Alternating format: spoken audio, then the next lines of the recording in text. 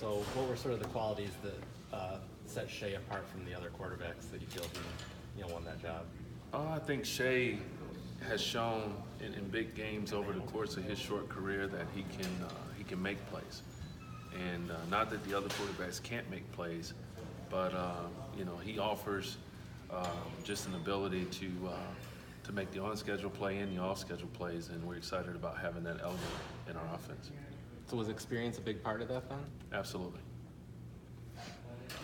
Pep, exactly how close? I mean, was it a close competition, and at what point in camp or at any point, I guess, was it clear that Shea was the guy? Yeah, it was an extremely close competition. I think Coach Harbaugh had talked throughout the offseason about the possibility of making that decision, right up to game day at Notre Dame, and possibly take that long. And the other guys, they showed tremendous growth from spring practice to training camp, and they played well. They did a lot of good things as well, but ultimately, Coach decided to go with Shea. So it'd be because with announcing Shea as a starter 2 weeks before, I guess it kind of gives the idea that you guys had known for a while. So I mean, would it be unfair to assume that it wasn't a close competition? That wasn't the case at all. I don't know that we've known for a while. Only Coach Harbaugh knew when he wanted to announce it and who that guy would be. But we felt like, we have four candidates that are very qualified to go out and play a high level of football for us. Pep, how are Brandon and Dylan different now than they were maybe in January? They're a year older. They have more experience and more time within the offense and within the system, and they have Brandon in particular, having played in games last year, just has a better understanding of the urgency in which you have to make decisions in real games. And how's Brandon handled this whole thing from your perspective? I mean, you're around him every day. How's he handled this whole with Shea coming in and now he's not the starter and all that sort of stuff? He has been consistent. He's never stopped preparing. He's a competitor. So of course he wants to be out there, and if he ever had to get out there, I feel like he would go out and play at a high level. Who's number 2 on the depth chart right now? I don't know. We don't have a depth chart yet. Who would go in if Shea got hurt? Coach Harbaugh would decide. How did Nico Collins? How has he grown as a receiver since last year, and how has he done in fall camp? Yeah, he's made tremendous strides over the course of training camp. We're excited to see that skill set and that production that he's had throughout training camp, see that translate to game day. So he's a guy that we're excited to see, and you have a ton of opportunities to make plays, and we're looking forward to it. What does he do as a receiver? What makes him kind of stand apart? He's a big guy that can sink his hips. For a big guy that has a long stride, long gait, he's a guy that has enough quick twitch to be able to transition from routes, make the transition from deeper routes to shorter routes, and run comebacks and digs and do all the things that we want our receivers to be able to do. How long did it take for you to realize that maybe Shea could, be this guy, be the starter, pick up the offense? It didn't take very long at all, because you saw it on his film prior to his arrival here in Ann Arbor. So it was just a matter of Shea developing some comfort in how we communicate our plays and getting a feel for the players around him. What sort of steps, there's a lot of talk about Joe Milton's arm and his physical talents. What sort of steps do you want to see him take this fall in practice? I think you can't teach experience. So with every practice, with every meeting, with every day that he's around, our coaches and his teammates, he gains a better understanding of what's required to be a starting quarterback at a place like the University of Michigan. So he needs experience, just time on task. And that's from top to bottom, not just on the field, but in understanding how to prepare to be able to go out and play at a high level and play winning football at the quarterback position for us here at Michigan. How do you like his mental makeup? I know there was a couple players that mentioned his work ethic were higher than they expected it to be. Oh, no, we're excited about Joe's potential. Football is important to him, and there's never been a time when you didn't feel like he was one of the more committed players in all of college football. Offensive players have come in and said the offense has been tweaked. How different will the offense look because of Shea, I would imagine? I would say that it's not just the quarterback, it's just the overall group of guys that we have. It's always our goal to go out and feature our playmakers. And, we'll see what that looks like on game day.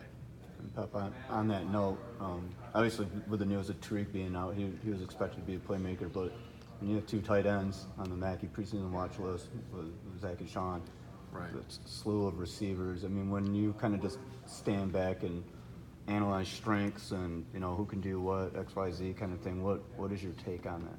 You know, I feel like we have one of the best tight end groups in all of college football. You know, not just our top two guys, not just Sean McEwen and Zach Gentry, but Nick Eubanks can be a special player too.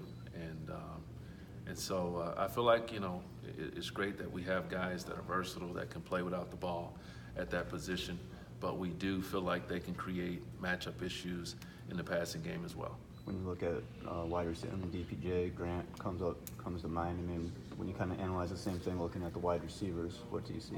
I see a group of guys that can play without the ball, and but they're also dynamic enough to make a ton of big plays. And I think that combination is really important. We want to have receivers that we can leave on the field every snap and not just be situational guys. And DPJ, you know, Grant, you know, the guys that you mentioned, along with Nico and the other guys that we have in that receiver group, you know, they're prepared to go out and do just that. Did you have a wow moment? Because, like, I think Devin said Nico can go get the rock. Bredesen said he was catching everything. Did you have a wow moment with Nico? I've had a few.